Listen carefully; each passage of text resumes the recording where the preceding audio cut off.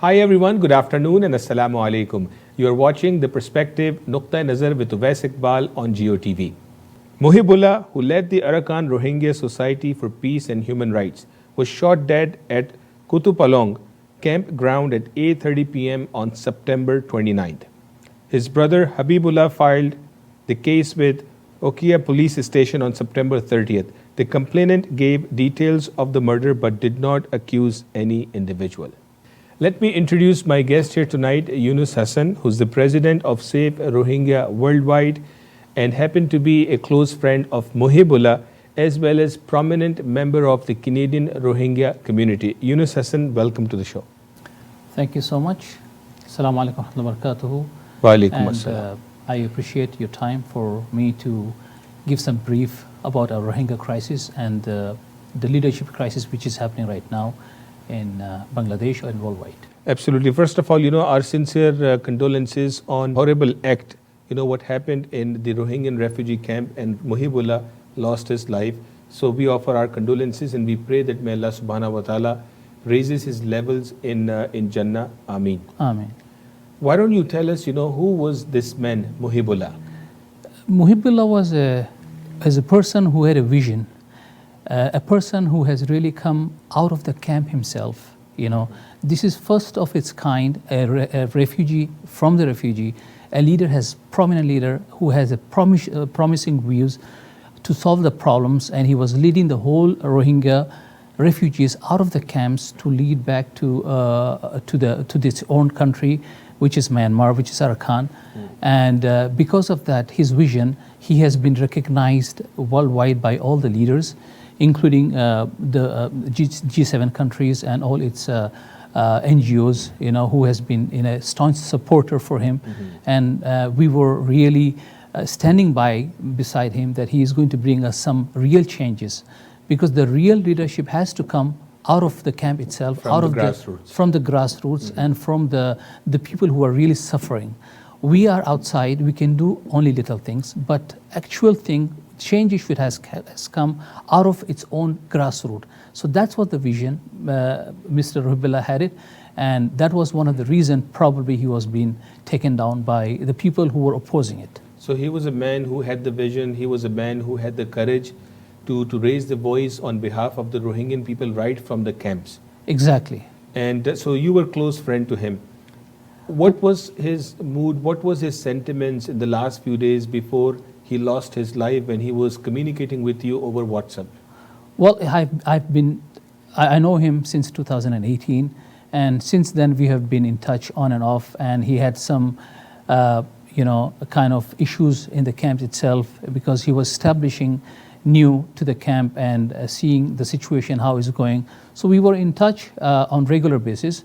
The last time when I spoke to him before he was shot dead, like a week ago, before his death, and he was really having a concern about the situation, what is happening inside, because a lot of armed groups inside. He wasn't mentioning a specific name, but he was worrisome about the groups being going around inside the camps with weapons like knife, with guns and all these things. And he told me that, Engineer Sab, I will be probably dead. Somebody's going to come and shoot me out. So he had that feeling. He had the feeling. He could see it coming. He had threats from all over the places, from the armed groups, and he was really concerned about the security of himself as well, because the security forces were not good enough to protect him, and probably the security were also not had the vision that this is going to happen in such high scale, or to a prominent leader like Muhibullah. Yes, he had a big fear. So did you feel the same way, that what he's communicating, it might be coming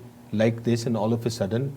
Unfortunately, we did not take it very seriously, and because we have been also hearing a lot of gang wars happening inside and lots of killings, but we never expected that this is going to happen in such a high profile case, especially when there is a security forces are already being deployed by the Bangladeshi government. We never took it seriously. That is a part that we should have taken seriously.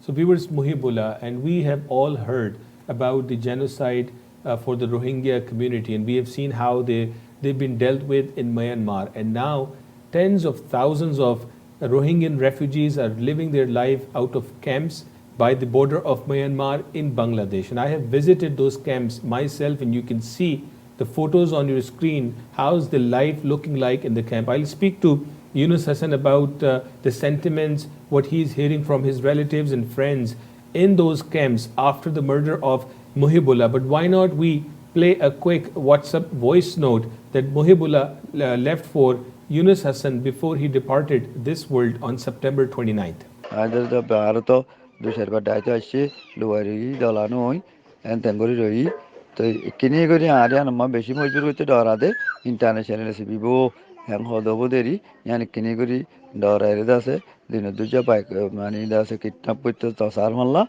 Oliver Honikara, the Teguriba, Satabezer Mancharata Mardia, with the Sokol the Hazard, the Teguri Fiscal Golai, Maridigilio, the Majet, I imagine who rated as a Zelhari Bodiri, I imagine.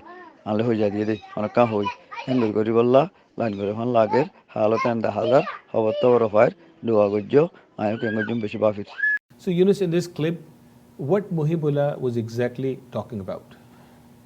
He was talking about the fear of him being lead the leadership over there, because there are a lot of outside forces which is stopping him to lead. His main mission was to go back to Arakan, take his people, go back to Arakan. And there are lots of elements which he was threatened by that, which means made him, think that the crisis is going to come for me to lead the things. And lots of people have been shot before him. And because he was very close to the international forces who were supporting him, and Bangladeshi government had a lot of international pressure, for the repatriation of our people.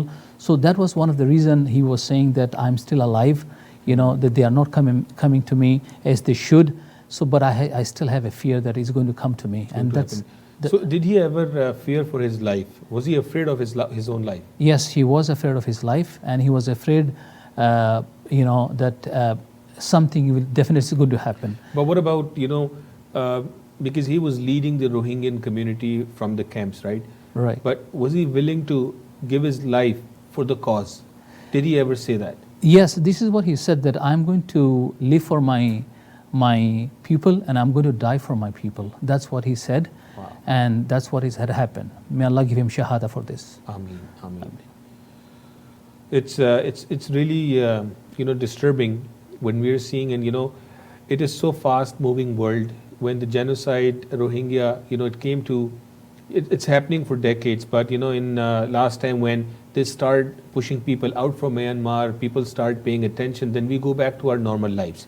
And I know that most of the people wouldn't even probably have paid attention who is Muhibullah, and that's why we're trying to discuss about this leadership crisis. At the same time, we're trying to show the people what kind of people are living in the campgrounds. They're trying to survive, but they're trying to become the voice of tens of thousands of people, those who do not have voice in Rohingya. Have you ever been to those Rohingyan camps near the Cox's Bazar, the border of Myanmar yourself? Yes, I happened to visit the camp twice, once in 2018 and the other time was in 2019. It is very difficult to mention or describe even the crisis, how the people are living there. It's one of the densely populated refugee camps in the world, with about 700,000 people living in squalid conditions. So it is very hard to describe even how they are living. Yes. And it comes with a lot of socials and socio-economical crisis and lots of other issues which could not be easily addressed at this time. I can understand, because when I visited the Rohingyan refugee camps near the border of Myanmar in 2019 with Human Concern International, we went to many different sites of the camps. There are, I think, 36 or 35 different sites. Each site looks like a city. As you're explaining, hundreds of thousands of people are living. Probably this is the biggest refugee camp site on earth. That's right, exactly. So people are not allowed to leave the camp. Their education problems, women problems, and other so many challenges that people are living. In these type of circumstances, if you're living in those camps and you have your wife, you have your children, where you have to look for your own survival, how come people like Muhibullah? You know, that question comes to my mind, that Allah subhanahu wa ta'ala chose him to be the leader for the Rohingyan community. Is that how you should also see, you're also seeing it? Yes, Wazbai, this is really a tough question, how they are living, because it is easy said that they are getting aids and funds and everything with a person, you know, in a room of, let's say, 15 by 12 feet, small rooms, about 15 people are living there. 12 to 15 people are living there in one room. So it is easy then said that how they are living, especially when there is no proper education, no sanitations, there is no hygiene systems are there, and plus there is a lot of rain, there is a lot of natural disasters coming in, and there's a lot of threat from sometimes the local communities, you know. So day-to-day survival is a day-to-day task for them. It is not easy. Viewers, here we are going to take a break, and once we come back from the break, we are going to look at the leadership crisis. I mean, after the departure of Muhibullah, what's the sentiment at the refugee camp, how people are seeing this incident as the Bangladeshi government is looking for suspects, looking for people, those who are behind this killing, behind this murder. The big question is, who is going to replace Muhibullah, and will this crisis be over anytime soon?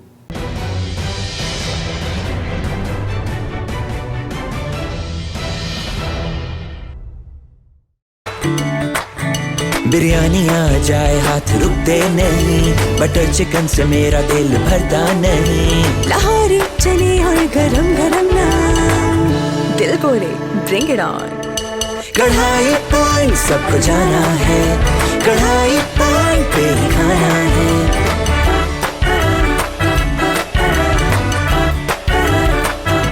कढ़ाई point.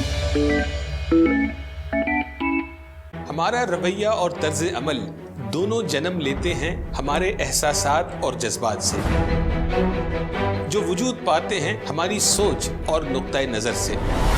मुस्बत सोच रखना और हर मामले में नुक्ता फहम होना बनता है बाइस इंसानों और माशरों के दरमियान अच्छे बाहमी ताल्लुकात का और अदम बर्दाश्त का। तो आइए शामिल हो जाएं मुस्बत सोच के इस सफ़र में। देखिए प्रोग्राम नुक्ता नज़र उवैस इकबाल के साथ सिर्फ जियो टीवी पर। J. Junaid Jamshed brings you Summer Clearance Sale. Enjoy up to 50% off on all items from the 8th till the 17th of October. Don't miss out. Visit our outlets or shop online at us.junaidjamshed.com.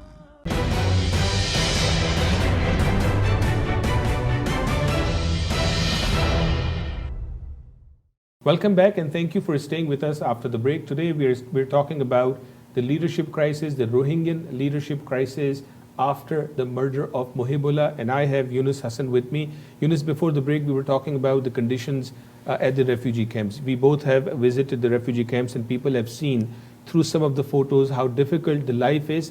And in those difficulties, if those Rohingyan people, those who are living in the dire condition, if they find somebody like Muhibullah, it's their great hope that the day will come and they will be able to hopefully go back to their country or find a solution to live their life for their children, for their future. But now Muhibullah is gone. He left us.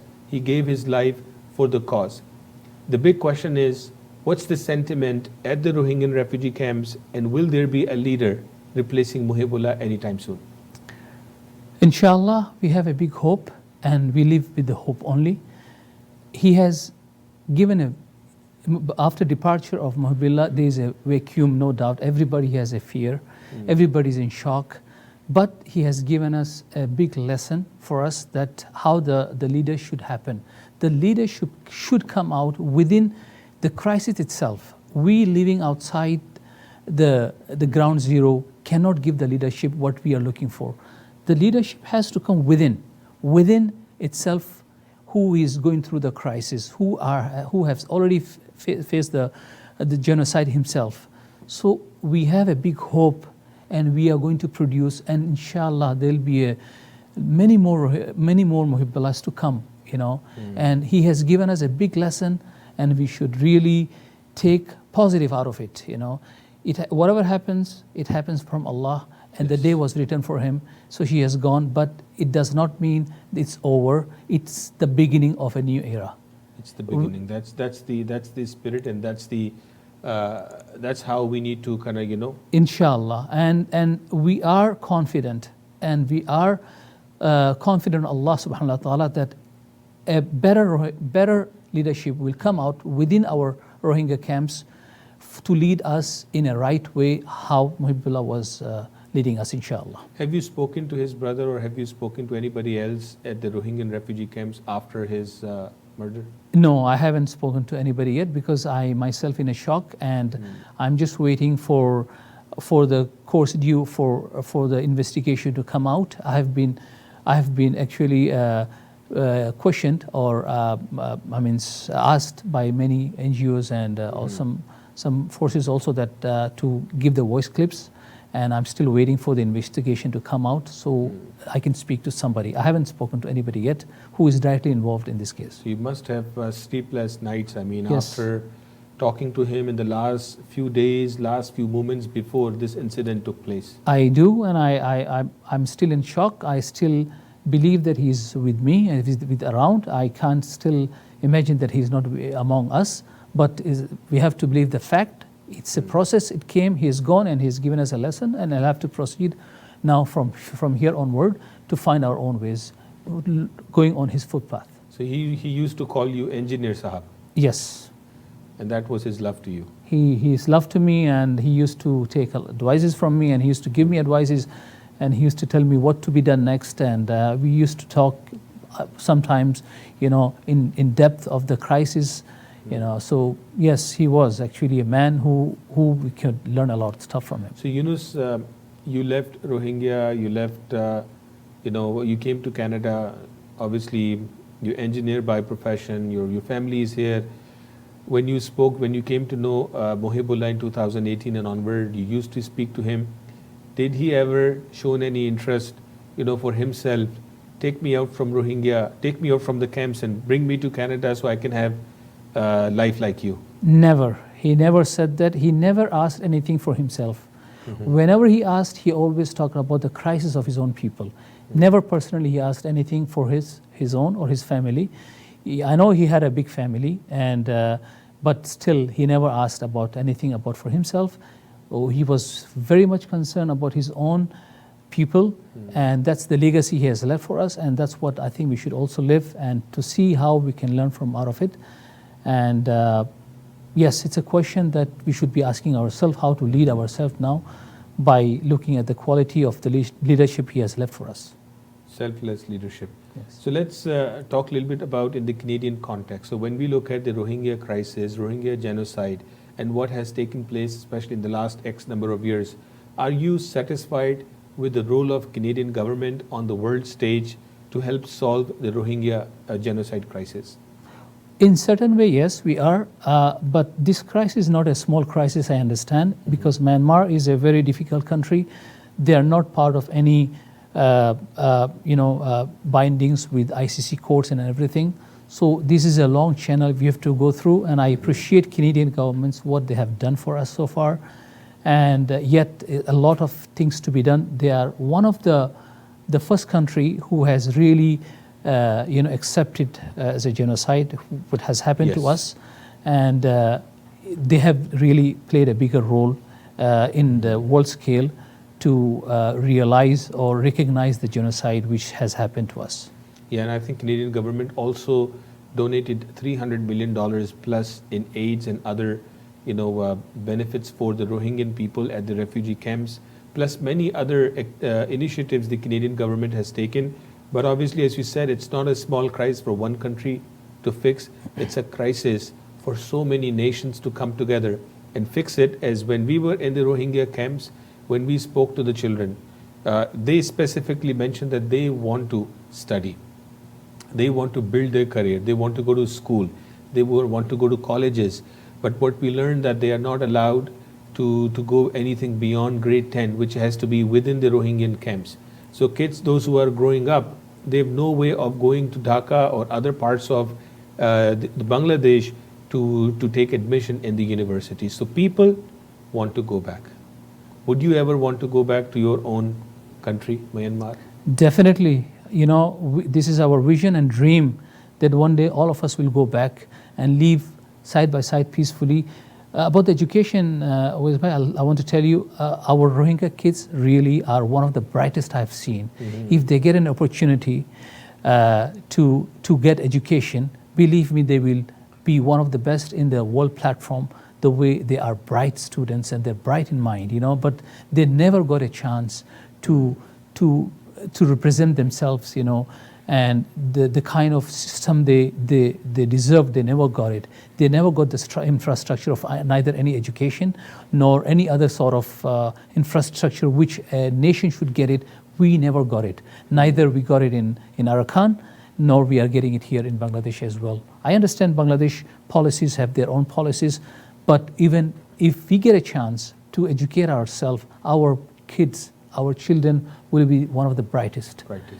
And we must give credit to the Bangladeshi government, I mean, who's hosting nearly 1 million Rohingyan refugees in those refugee camps. Although the situation is not very pleasant, but is still giving their land, providing them whatever security they could provide. Although this incident has opened up a whole new conversation whether people at the Rohingyan refugee camps are safe or not.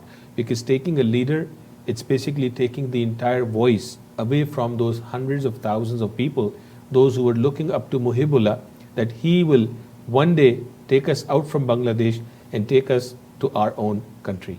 Sure. Well, we cannot thank enough the Bangladeshi government and its people, the way they have hosted us when we needed the most, you know. When there was no other people, no border open for us, and Bangladesh did open-heartedly, open the land for us. The people of Bangladesh has given us a lot of support in terms of emotional support, social support, you know, and the Bangladeshi government, you have to understand, this is also one of the most densely and most, one of the poorest country in the world. They have got their own economical crisis.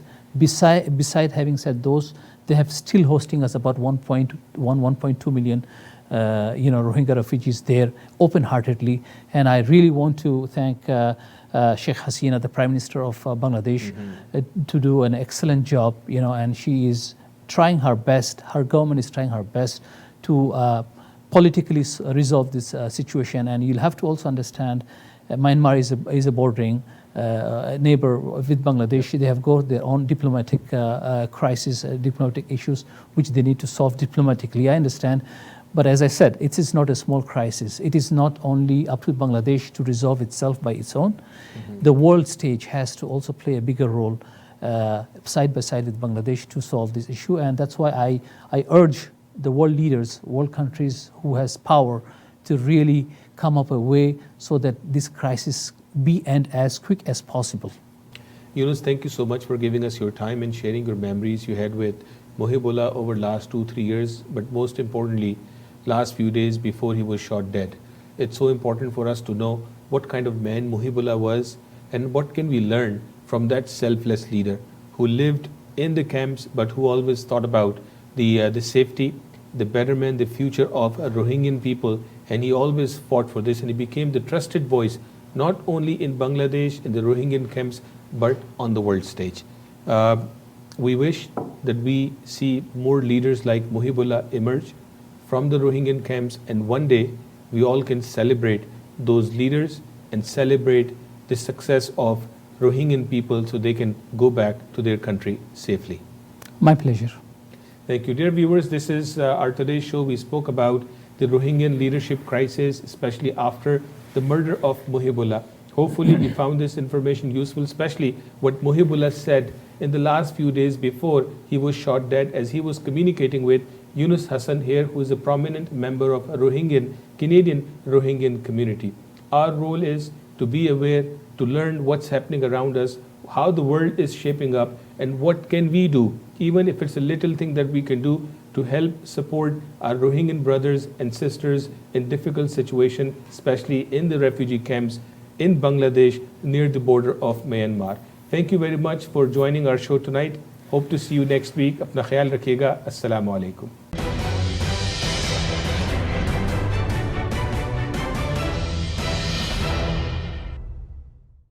देखिए ई आवाज TV live तमाम IPTV boxes पर पाकिस्तानी या Urdu section में, या हमारी website visit कीजिए eawaz.com। कढ़ाई खानी हो तो सिर्फ कराची की, मसालों से भरी हॉट एंड स्पाइसी सी, कबाब हो बिहारी और निहारी भी, उफ तो फिर मजा आ जाए। कढ़ाई पॉइंट सबको जाना है, कढ़ाई पॉइंट पे ही खाना है।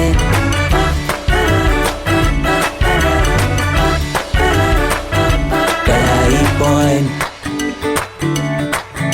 बिरयानी आ जाए हाथ रुकते नहीं, बटर चिकन से मेरा दिल भरता नहीं। लाहौरी चने और गरम गरम नान, दिल बोले ब्रिंग इट ऑन। कढ़ाई पॉइंट सबको जाना है, कढ़ाई पॉइंट पे ही खाना है।